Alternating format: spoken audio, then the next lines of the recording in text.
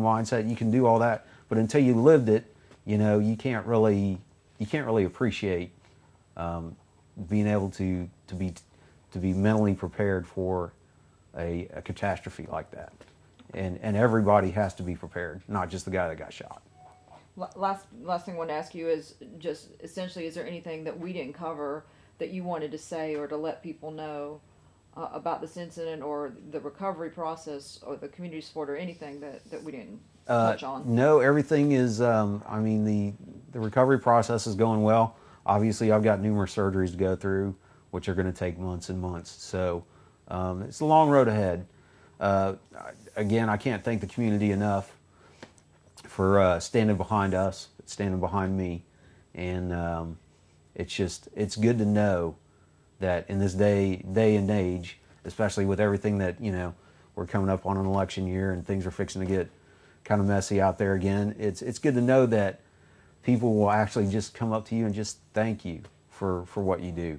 And I make sure to tell them, I appreciate it, but you see somebody else, let them know as well. Let those guys know that are out there that, you know, are on the road every day, that, you know, they could have run into this guy. There's no telling. And unfortunately, I think things would have turned out a lot more tragic if that was the case. So, you know, thank your law enforcement, thank your emergency services guys. You know, they're out there doing a job that very few would want to do. So, all right.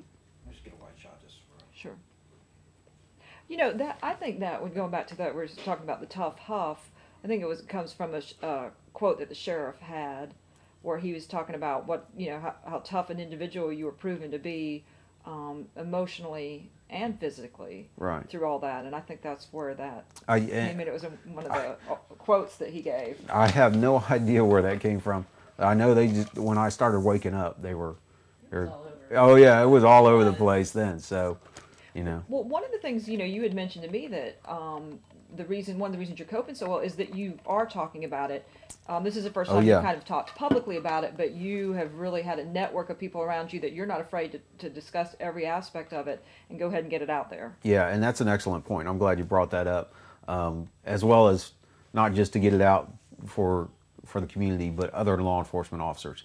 You find yourself in an incident like this, I know we're all, you know, especially men, macho, you know, one of the worst things you could do is hold what you're feeling and hold what you're going through back. You need to be with, you know, the guys. We were talking about it every day. If they come over to the house, we talk about it. It's just one of those things, you need to get it out there, what you're feeling, what you're going through, anxiety attacks, you know, the whole gamut. Not being able to sleep the other night, couldn't sleep, didn't go to sleep till 3 or 4 o'clock in the morning, just everything running through your mind. So it's important to get that and get it out, because if you hold it in, it's going to do nothing but wreck you, and it's going to tear you up from the inside. And that's how this kind of an event can lead to other bad events. So if there's anything, you know, and it doesn't have to be this, if it's a car wreck, any kind of traumatic experience, talk about it. Talk about it with your friends. Talk about it with your family. Talk about it with your pastor or your chaplain. You know, just get out and don't hold it in. Talk to folks. Best therapy there is for it.